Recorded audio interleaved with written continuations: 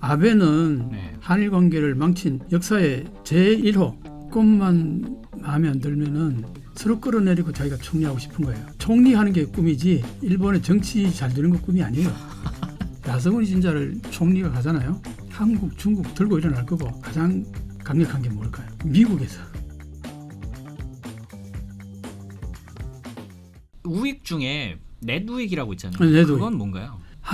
그거는 인간 쓰레기들이라고 표현하면 일본에서도 그런 네. 얘기도 많이 하지만 넷이 뭔가요? 넷. 네트워크이지 네트워크. 네트워크 우익. 네트워크에서 네. 특히 그 야후에서 활동하는 인간들. 야후회요? 야후. 야후. 일본에 야후 있잖아요. 네. 인터넷. 인터넷. 거기에 댓글도 다른 거 보면 전부 네트워크들이 많아요. 거기서는 뭐 한국에 대한 그 저주의 글들이 네. 옛날에는 정말 거의 도배를 했어요. 2018, 2019년 그때 뭡니까? 코로나 있기 전에 아베 그 반도체 아베 수출 반도체 규제할 수출 때. 규제하고 네, 그럴 네. 때 그때는 인터넷 들어가 보면요. 네. 뭐 대부분의 기사가 한국 저주하는 기사들로 도배를 했어요. 내가 그때 돌아버린 거야. 내가 지금 일본에 대해서 네. 이렇게 격하게 하는 이유들은 그때 일본이 민낯을 다 봐버렸어요. 근데 그건 또 우익들만의 그거 아닌가요? 관점 아니에요? 우익들만이 그렇다면 그런데 기사들도 있잖아. 잡지 기사들도 네. 보면 멀쩡한 인간들이 한국 저주, 삼성 곧 망한다, 지옥을 본다 그런 글들을 도배됐어요. 내가 그래서 바보들의 합창이라 그래서 내가 자료를 이만큼 모아놓은 게 있어요. 그거 보고 있으면 이 사람들은 한국을 저주하는 거야. 그게 일반 그 우익들만 그런 게 아니라 네. 글 쓰는 소위 말 저널리스트라는 인간들 그런 인간들이 수두룩뻑뻑했어요. 거기에다가 한국의 그 주일 대사였던 인간이 네. 한국인으로 태어나서 다행이다 이딴 책을 내고 본 것 같아요 그 제목. 그리고 그 사람이요 그 당시에 그 동일본 대지진 났을 때 한국이 엄청나게 그 수해 뭐라 그래 성금해줬죠. 그 엄청나게 도와줬는데 이 인간이 일본에서 다른 데서는 다 했는데 한국은 안 했다고 할 때 거기서 입 딱 다물고 네. 한마디도 안 했어요. 방송에 그걸 봤다니까요. 그러니까 일본에 대해서 신이라는 건 아예 그 사람이 그때 우리가 그 원조해주고 했던 그때 눈물을 흘렸어요. 한국 고맙다고. 그랬던 주일 대사였던 인간이 그 방송에서 한마디도 안 하는 거예요. 분명히 방송에서 다른 나라들은 다 도와주고 했는데 한국 놈들은 하나도 안 도와줬다. 그렇게 방송을 하고 앉아 있는데 옆에서 한마디도 안 하고 있는 거예요. 그거 여러 번 방송이 어디 유튜브에도 나오려고 네. 여러 번 봤거든요. 그런 인간이 한국인으로 태어나지 않아서 좋았다.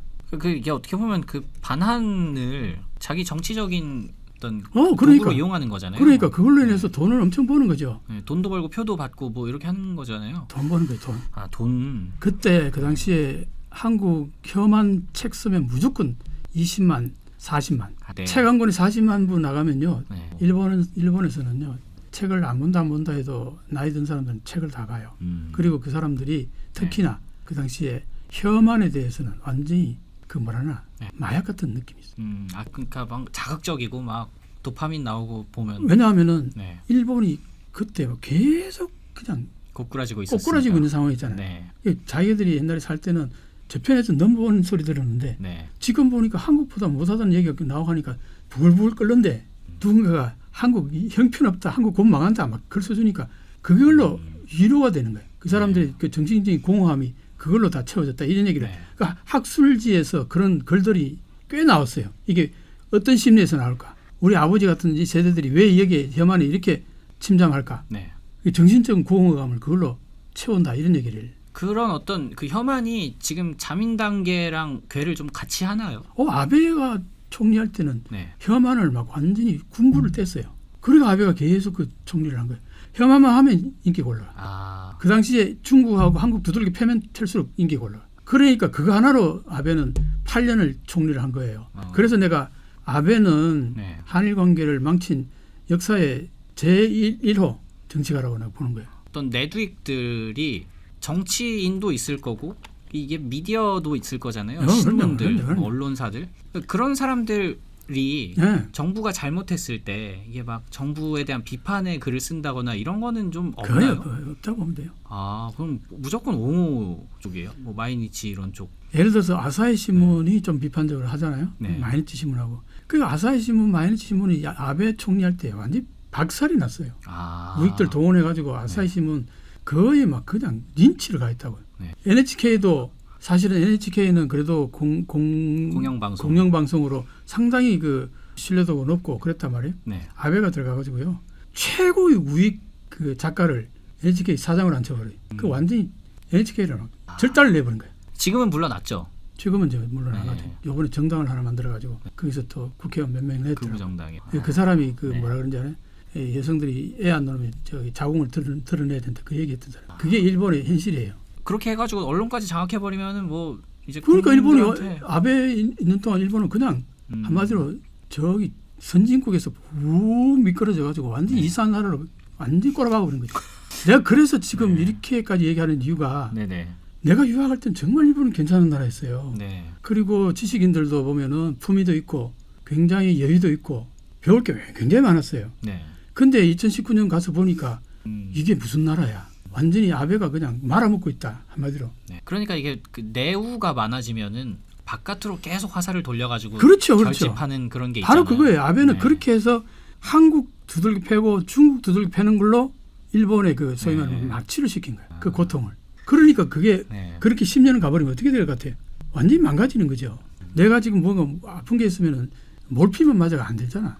환부를 도려내고 수술을 하고 그죠. 그게 약을 먹고 몸을 보호하고 이렇게 해야 되는데 그 몸이 견뎌내겠냐고. 그 아베 이후에 스가 그다음에 기시다 그렇죠. 그리고 지금 이시바 이렇게 왔는데 왜 이렇게 좀 짧게 바뀔까요? 그러니까 이게 내각제 폐해인데 꿈만 마음에 안 들면은 서로 끌어내리고 자기가 총리하고 싶은 거예요. 총리하는 게 꿈이지 일본의 정치 잘 되는 거 꿈이 아니에요. 그러니까 틈만 나면 끌어내리고 자기가 총리하면 하고 싶은 거지. 정말 내가 이게 심하게 얘기하면 그래요. 이게 현실이에요. 이시바는 어때요? 지금 이시바는 조금 달라요. 내가 그래서 이시바가 총리가 됐을 때 완전히 자민당의 대척점에 있던 지금 국민의힘의 유승민 의원이라고 봅니다. 유승민 의원이 국민의힘을 장악했다고 생각해봐요. 그런 포지션에 있는 사람이 장악해서 총리까지 된 상황이 그런 상황에서 그게 제대로 굴러갈까요? 국민의힘에서 유승민 지지하는 국회의원 거의 없다고 얘기하잖아요. 그런 상태에서 여론이 해가지고 이 사람이 자민당을 국민의힘을 장악했단 말이에요. 유승민이가. 딱 그 현상이에요 지금. 언제 끝날지 모르네요. 지금도 오늘도 내가 글을 봤더니 곧 끌어내리려고 지금 아니 또 누구 시키려고 할 사람은 많죠. 그래요? 전부터 다 하고 싶어 하니까. 하면 또 금방 뭐 한 1, 2년 하고 또 잘리고 그러니까 텐데. 그런 상황이니까 지금 일본이 제대로 계획이 되면 제대로 뭐가 굴러가겠냐고. 내가 그래서 일본 보고 있으면 한심해가지고 내가 요즘 아주 격해졌어 일본에 대해서. 오늘이 지난번보다 논조가 좀 더 강하시네요. 더 강하죠. 그런데 왜 이런 얘기를 하냐면은 아까도 얘기했지만 자민당 일본은 그런 창고가 산더미처럼 쌓여있는데 청소를 안 해요. 그러니까 저 밑에 썩어 문드러지고 있죠. 그런데도 고요하잖아. 근데 저기 이시바 얘기 전에 기시다는 왜 잘렸나요? 기시다는 일본 자민당 국회의원들이 그 호텔권, 파티권을 팔아가지고 그걸 정치 자금을 마련해요. 파티권이 뭐예요? 우리로 치면은 정치 자금을 우리는 뭐래 출판사 같은 거 해가지고 거기에서 돈을 모아가지고 정치 자금을 모은단 말이에요. 출판에서 우리는 많이 하는데 거기서 이제 파티권을 판다는 거예요. 그 파티를 열면은 그 자민당 정치가가 파티를 열면은 그 파티권 한 장당 뭐 몇만 원씩 하고 비싸요. 비싸요. 그래가지고 그것들 뭐 10장도 살 수 있고 20장까지 살 수 있다든가 막. 그 돈 있는 사람들은 한 20장 정도 사면 우리 돈 한 200만 원이나 뭐 그렇게 되잖아요. 그렇게 해서 파티권을 사는 거예요. 그럼 그건 이제 그 정치가에게 정치 헌금을 하는 거나 마찬가지인 거예요. 직접적으로 헌금을 못 하게 되니까 정치 자금법에 해가지고 그러니까 그런 이제 어떤 형식을 통해 가지고 정치 자금을 모집하는데 문제는 뭐냐니까 거기에 돈을 주고 파티권을 사는 사람들이 누구 거를 사겠어요? 유력 정치가들 거 사겠죠. 그 유력 정치가들 대체 누구였냐? 아베파 정치가들. 아베가 워낙 잘 나가니까 아베파 정치가들 중진들한테만 돈이 몰린 거예요. 근데 문제는 뭐냐? 여기 어느 정도 액수가 넘어가면은 어느 정도 이 규모는 자민당에다가 헌납해야 되고 그다음에 넘어가는 거는 다 그 고시를 해야 되고 기록을 해가지고 거기다 세금이 매겨진단 말이에요. 그냥 이마에 포켓하면 안 돼요. 그럼 그 정치자금법 위반이 된다고. 근데 전부 이마에 포켓다. 기시다가요? 아니 아베파에. 아베파 정치가. 그 기시다는 그걸 안 그래도 아베파가 맨날 괴롭히잖아요. 기시다. 기시다는 소수 정당파 총리니까. 그 아베파가 좌지우지야 막 멱살잡고 흔들고 이러니까 괘씸하기 짝이 없잖아요. 이거 잘 걸렸다 해가지고 요걸 어떻게 드러내보겠다. 드러내진 거예요. 그게 명시적으로 드러냈겠어요? 어떻게 해가지고 아예 드러나도록 돼버린 거야. 그랬는데 이제 이걸 관리를 하려니까 막 아베파가 들고 일어나서 난리 법석 뜰 거 아니에요. 이러지도 못하고 저러지도 못하고 그러다가 여론이 완전히 폭발하기 시작한 거예요. 그러니까 자기는 이걸 잘 정리하면은 총리 한 번 더 할까 했는데 완전히 그냥 지지도가 팍팍팍팍 떨어지기 시작한 거예요. 오히려 그 자민당 지지자들한테 역풍 맞은 거군요. 그렇죠. 그러니까 결국은 이제 물러나게 돼버린 거야. 안 그래도 그 아까 잠깐 이야기했는데 중의원 선거에서 자민당이 이제 과반 확보 실패했잖아요. 네. 굉장히 오랜만이었다라고 하는데. 그럼요. 엄청나게 네. 뭐 거의 몇십 년 만이야. 그게 왜 그 정도까지 폭발력을 가졌냐면은 네. 이게 같이 맞물렸던 거예요. 엔저로 인해서 일본 국민들은 엄청난 고통을 당하는데 자기 재산이 30-40% 거의 몇 년 사이에 그냥 다 날아가 버리는 거랑 마찬가지다 말이에요. 네. 그리고 물가는 올라가고 이런 고통을 겪고 있는데 파티권 팔아가지고 몇 억씩 챙기고 이거 아무 불로소득이잖아 이거. 네. 범법이에요 분명히. 그런데도 얘 범법을 소위 말해서 안 하는 거야. 제재를. 네. 그리고 국민들이 돌아보는 거죠. 처음으로 뭔가 좀 행동을 좀 한 거네요. 자민당 안 찍어주겠다. 안 찍어주겠다. 그렇게 했는데 네. 야당으로 그렇게 이제 표가 많이 흘러 들어갔죠. 앞으로도 좀 유지가 될까요? 이런 정국이? 이시바가 총리가 됐잖아요. 예.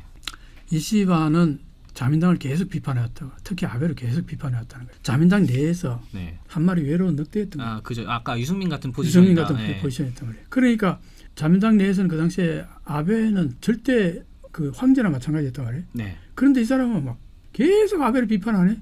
그러니까 미운 틀이 막 고슴도치 같이 바뀌었죠. 네. 그랬는데 자민당이 얘기했잖아. 아베파가 그 정치 자금으로 가지고 국민들한테 집중 포화를 받으니까 반대가 급부로 누구한테 가겠어요? 이시바 시게로한테 간 거죠. 그리고 이시바 시게로는 그 전부터 국민들한테 인기는 항상 최고였어요. 수상 후보로서 항상 1위였어요. 결국은 총리는 나중에 자민당 국회의원들이 뽑는 거란 말이에요. 그러니까 될 리가 없지. 근데 이번에는 그게 안 됐던 거예요. 왜냐? 곧 이거 끝나고 나면 총선거를 해야 되는데 딴 사람을 뽑았다가는 자민당 박살날 것 같거든. 그렇죠. 그러니까 대체 카드로서 이시바를 밀어준 거예요. 그래야 자기들도 사니까. 그리고 기시다 같은 경우에는 아베파하고는 별로 사이가 좋을 수가 없잖아요. 항상 아베파가 막 좌지우지했으니까 괘씸한 데다가 자기가 이시바를 총리를 시켜놓으면 자기 힘이 엄청나게 작용했다는 걸 알 수 있을까 이시바한테. 그 이시바한테 모든 걸 거의 다 뺏어온 거나 마찬가지예요. 당신 총리 시켜줄 테니까 내가 하라는 대로 해.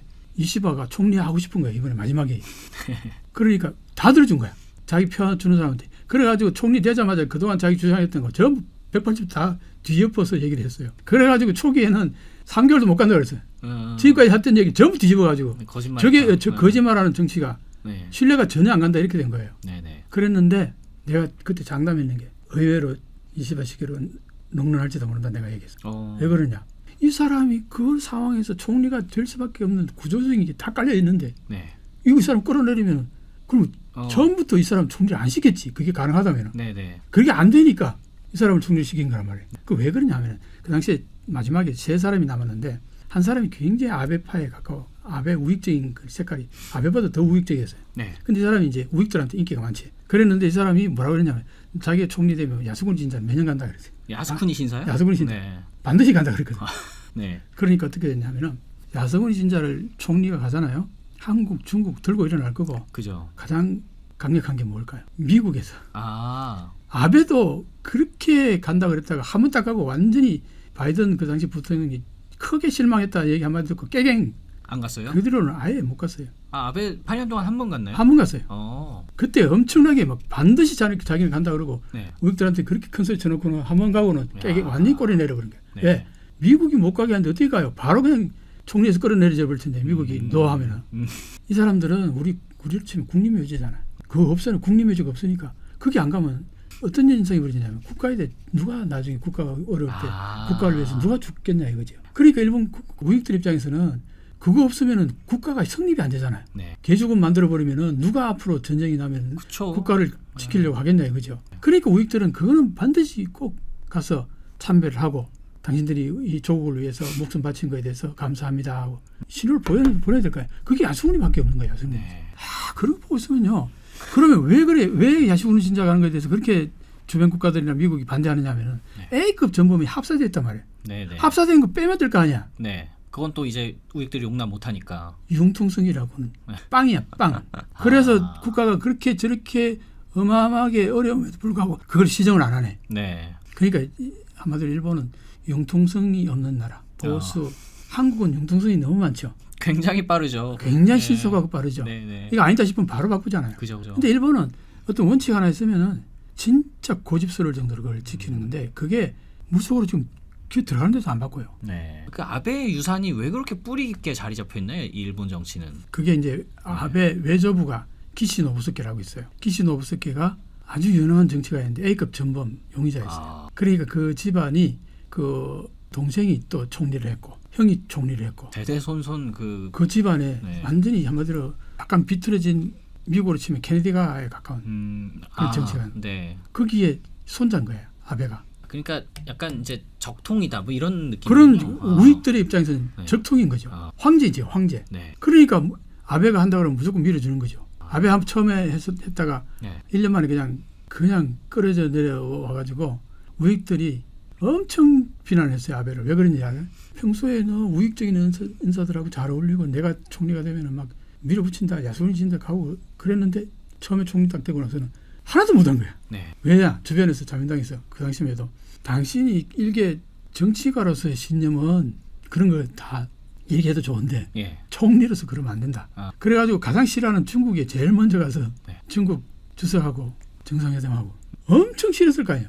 그런데도 총리가 해야 된다 하니까 한 거야. 네. 그러니까 이게 쌓여가지고 지병이 된 거야. 하루에도 화장실 28번이 간다 그래요. 살아있을 때요? 네, 그게 병이 도진 거예요. 스트레스성.